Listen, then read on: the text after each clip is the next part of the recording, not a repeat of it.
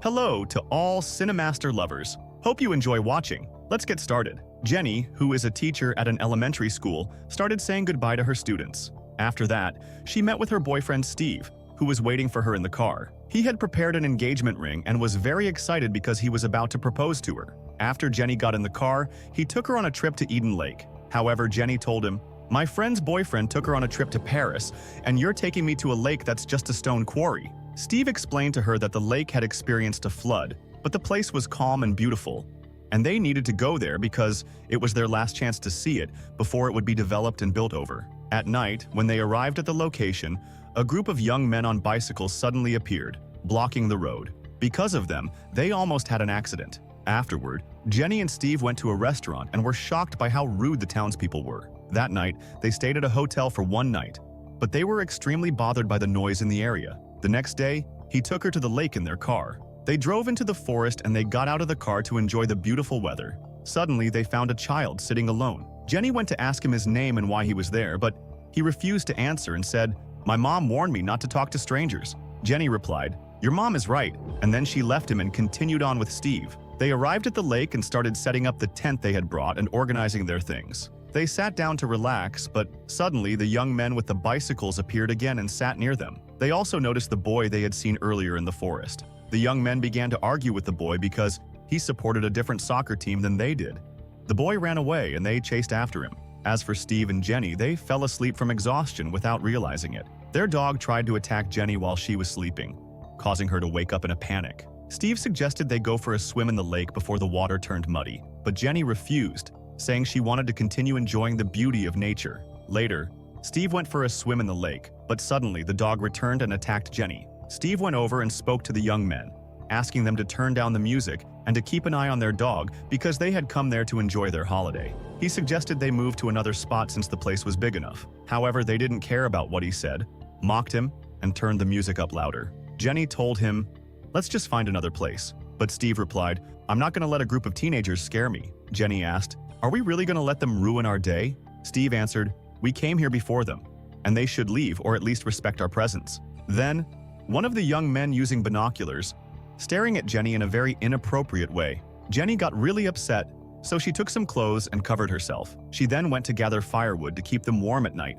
While doing so, she heard a strange noise coming from the trees, but she ignored it and kept going. That night, they were sitting by the fire, and Steve was preparing the ring to propose to her. Suddenly, Jenny heard a sound from the trees and told Steve. He reassured her, saying there was nothing, and it was probably just an animal. He tried to calm her down. When they woke up to prepare food from what they had brought with them, they found it spoiled and full of worms. Steve suggested, "Let's go eat at a restaurant." But when they got in the car, they were shocked to find one of the tires was flat. They realized it was the young men who had done it. Steve changed the tire, took Jenny, and they went to the restaurant. He asked the waitress if she had seen the young men. She told him not to worry, saying they were just teenagers and to ignore them. Steve told her, "They messed with our car tire and I want to talk to their families." The waitress became frightened and said she didn't know anything about them.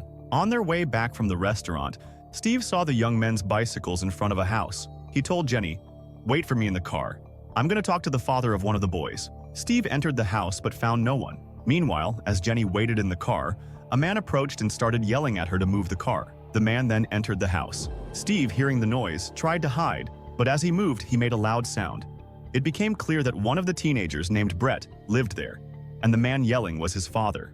His father kept calling for him, but Brett didn't answer, so the father went upstairs. Steve quickly escaped through a window, jumped over a wall, and returned to Jenny. He told her, "Start the car quickly. Let's just enjoy our holiday." They went back to the lake, and Steve playfully pushed Jenny into the water. They laughed and had fun. Jenny got out of the water first to change her clothes. When Steve got out, he said, "I found something valuable." He was about to get the ring to propose when Jenny asked, "Steve, did you see the beach bag?" He said, "It was right here." At that moment, they started searching for the bag, but it was completely gone. Steve said, "The car keys were in it." When they went to look for the car, they found it missing. Steve took Jenny, and they started walking, searching for it. Suddenly, they saw Brett and his group, who were now driving their car and laughing at Steve. The group knocked Jenny to the ground. Jenny told Steve, "Let's just leave them." But Steve responded, "They have our car." That night, Steve confronted Brett, asking him to return the car keys and their belongings. Brett acted like he didn't know what Steve was talking about and said, "Those sunglasses you're wearing used to be yours, but now they're mine." Steve and Brett started fighting, and one of Brett's friends named Mike pulled out a knife, trying to stab Steve. However, Steve accidentally grabbed the knife and ended up stabbing their dog.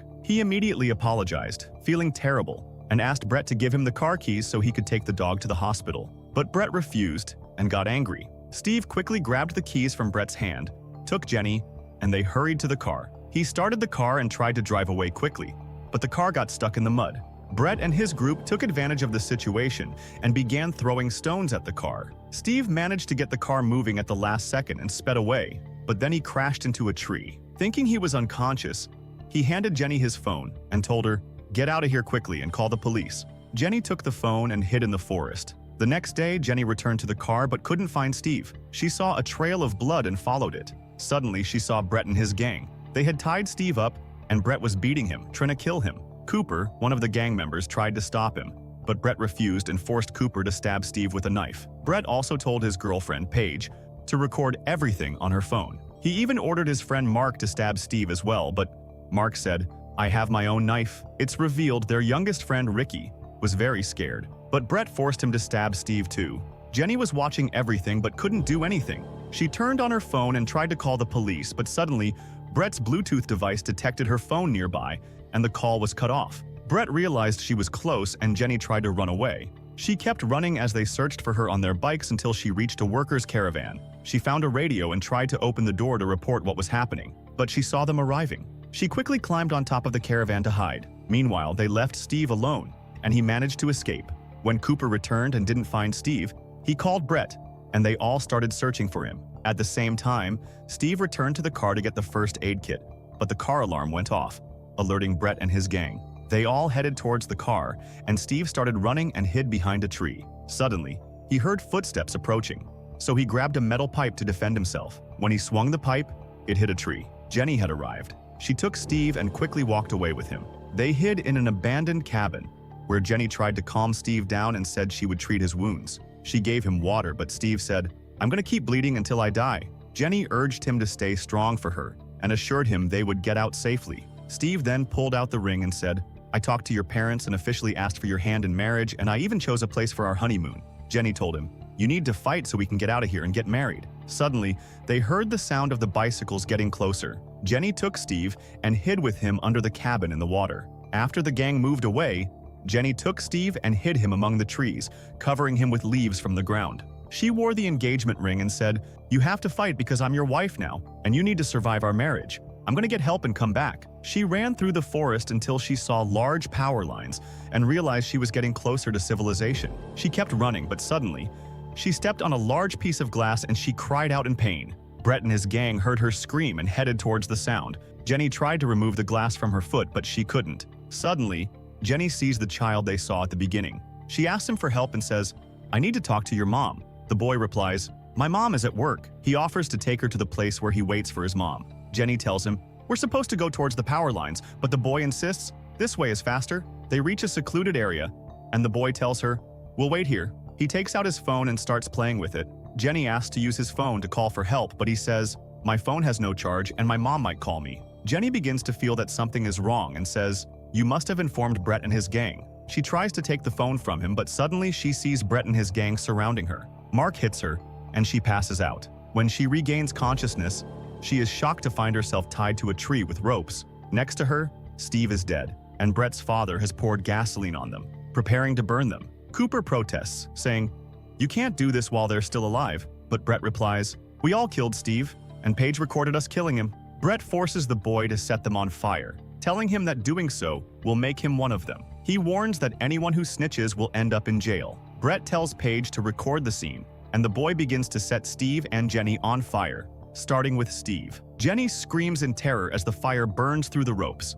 She manages to free herself, quickly grabs a large burning stick, and swings it at them to defend herself before escaping. Brett threatens her with the boy, saying, "If you don't come back, I'll burn him." But Jenny doesn't care, and keeps running until she sees the fire start to burn him. On her way, Jenny finds a map of the area. She breaks the window, takes the map, and writes a note in a notebook saying, "Brett and his gang killed Steve and me." Suddenly, she hears Brett coming towards her. Jenny finds a dumpster and hides in it. Cooper tells Brett that she has the map of the area, and she's likely to escape easily. But Brett responds, No, she won't get away that easily. He tears up the note she wrote. Once they leave the area, Jenny grabs a large shard of glass from what she broke earlier to defend herself. She looks at her reflection in the mirror, and Ricky suddenly appears to help her, but she kills him quickly. After that, she manages to find her way out and reaches the road. A car approaches, and she flags it down, asking for help. She tells the driver, "A group is chasing me, and they killed my fiancé." The man replies, "Let me just find my brother Ricky, and we'll go because he's been gone a while." Jenny is shocked when she realizes she killed his brother. She asks him to change direction, but he insists on finding his brother first, assuring her, "You're under my protection, don't worry." He gets out to search for his brother, and Jenny sees Brett and Cooper approaching. Seizing the opportunity, she jumps into the car, starts it, and drives away at full speed. Suddenly, Paige appears on the road, and Jenny runs her over, killing her. Jenny keeps driving fast until she reaches the city, but out of nowhere, a car hits her. Dazed, she stumbles into a house where a birthday party is happening and asks for help, but then passes out. When Jenny wakes up, she's horrified to realize she's in Brett's house. She tries to escape and asks them to call for an ambulance, but she ends up being attacked in the bathroom. Meanwhile, Brett is outside, telling everyone that Jenny killed Ricky. They start banging on the bathroom door, trying to get to her. Jenny grabs a razor to defend herself, but at that moment, Brett's family breaks down the door and decides to kill her. Brett's father kills Jenny before she can say anything. Later, Brett is in his room, staring into the mirror while wearing Steve's sunglasses. He holds Paige's phone and deletes all the footage of the events. He warns his gang that if anyone speaks up, they'll end up in prison, saying, "Your sentences will be either life imprisonment or execution." He tells them to keep the incident a secret, and they all agree, each going their separate ways. If you liked the video, subscribe to the channel and activate the notification button to get more new videos. See ya!